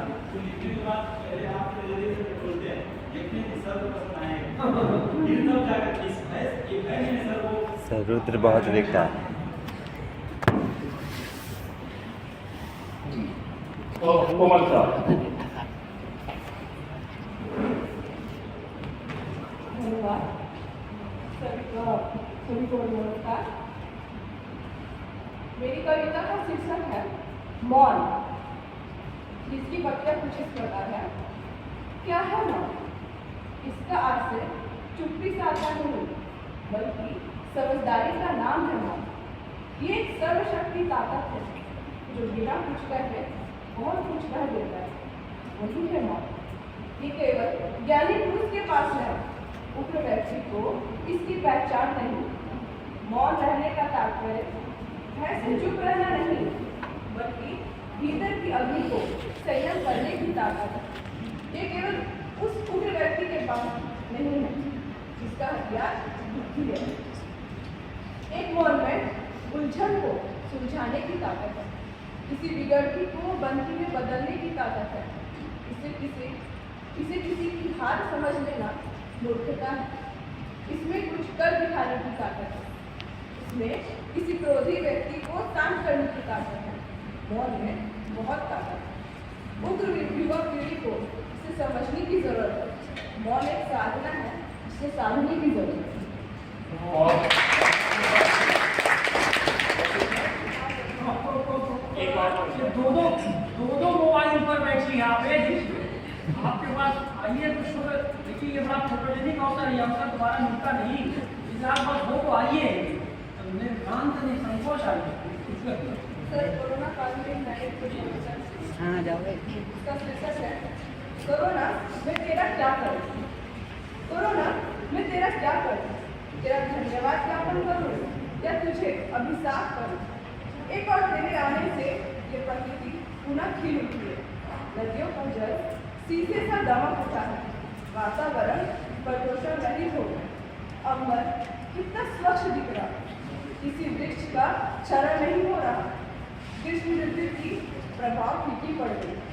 कहीं किसी अबला का दामन अपमान नहीं हो रहा। कोई किसान आत्महत्या नहीं कर रहा। दूसरी ओर तेरे ही कारण खुशियों का दामन छिन गया। चारों ओर खौफ का माहौल बन गया। मानव से भय का रहा। सड़कें सुनसान हो गई। मंदिरों की घंटियां बेजान हो गई। कोई मुल्ला बात नहीं दे रहा। देश की अर्थव्यवस्था का क्षरण हो रहा।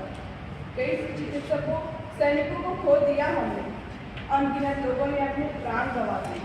न जाने कैसी परिस्थिति बन पड़ी, करने सी जान पड़ रही। लोग दुख के बैठे घरों के किसी कोने में मृत्यु के भय से भयभीत हो गए। आजाद मनुष्य को देख मनुष्यता पर तरस आया। दोहरे सामंजस्य में मुंह में पड़ी। जाने कौन सी घड़ी आ गई, समझ नहीं आ रहा मैं तेरा क्या करूं।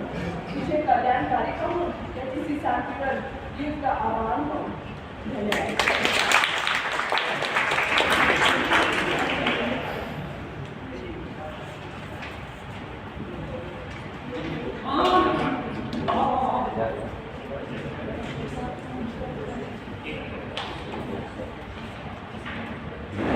कलावती आप बोलो।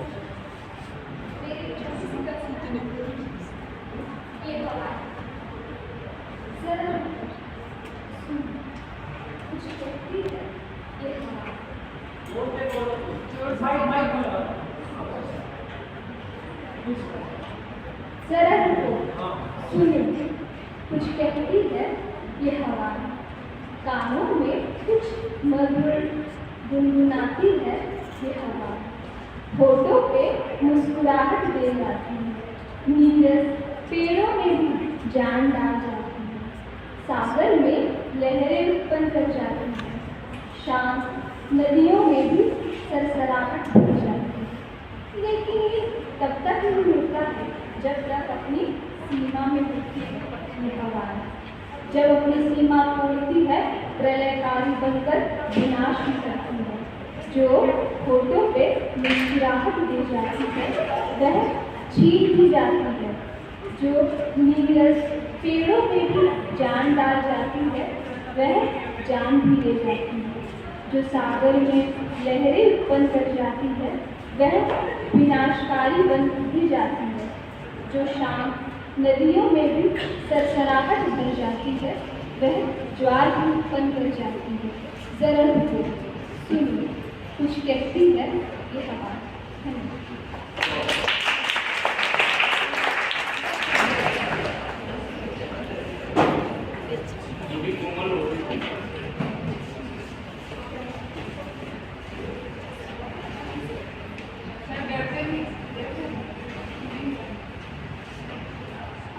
मंच को नमन।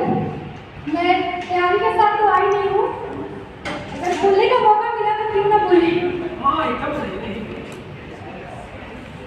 मैं 4 पंक्तियों के साथ आप सभी के साथ जुड़ना चाहती हूँ।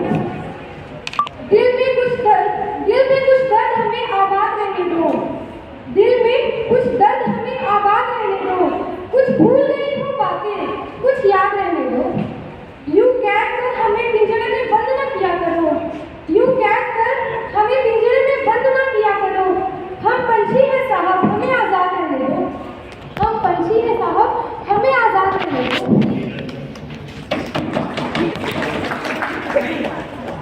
मेरे समक्ष उपस्थित सभी गुरुजन को प्रणाम, सादर प्रणाम। रात का अंधेरा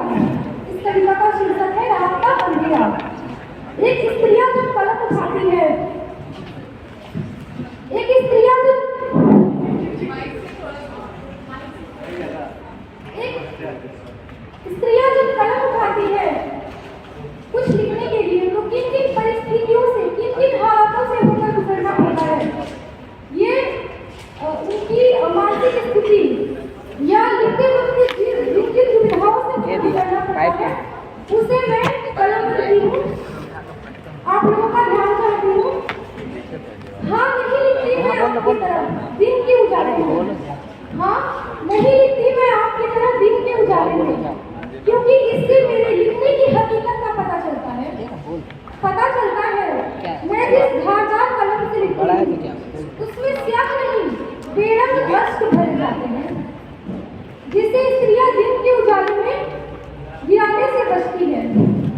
नहीं मिलता हमें कोमल मुलायम करने दी जाती है तो बस रद्दी के खुरदरे कागज। यह कागज फिर भी खुद को समझाती है उसमें फिसलन होगा, शायद मेरे कलम की नोक उसे झेल न पाए। सबक पूछते हैं लोग लिखने का, जवाब पाते ही नाराज हो जाते हैं। चुपती है लोगों को अनायास ही, दरअसल चुपती आंखों को है एक स्त्री के हाथ में कलम की पकड़ देखकर। प्रकृति भी हमारे साथ अपनापन का सलूक नहीं करती। हवाएं मुझे लिखते देख उमस पैदा करती है, वर्षा मेरे कागज को नम कर देती है। नहीं देता सूरज मुझे मेरे हिस्से की धूप, मेरे हिस्से की रोशनी। बादल मेरे कागज को कलंकित कर चले जाते हैं, जैसे सदियों से उसे किसी सफेद पूरे जमीन की तलाश हो।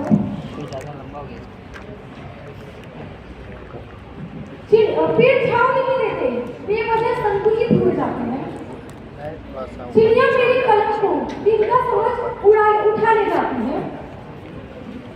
हाथ उठाओ तो वक्त दबोच देता है। दुनिया भर की आवाजें लिखते वक्त मेरे कानों में शंखनाद करती है। दूर कर देते हैं मुझसे मेरे कलम, मेरे ही परिजन, या मांग लेते हैं मुझसे सारे कलम उधार। फिर पोथी का नाम लेकर पन्नों के सारे जश्न को मुझसे दूर कर देते हैं। शायद देख नहीं सकते लोग श्रद्धा, कलम और कागज की त्रिवेणी को।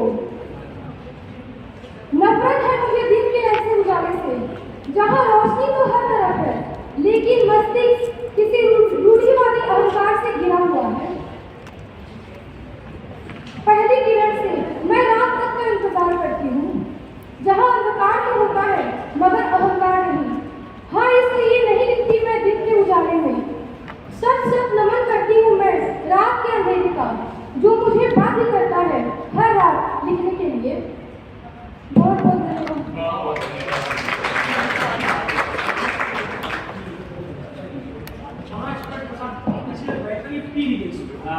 कभी के साथ अन्याय नहीं हो पाएगा। उसको सुन लीजिए, यही अंतिम है।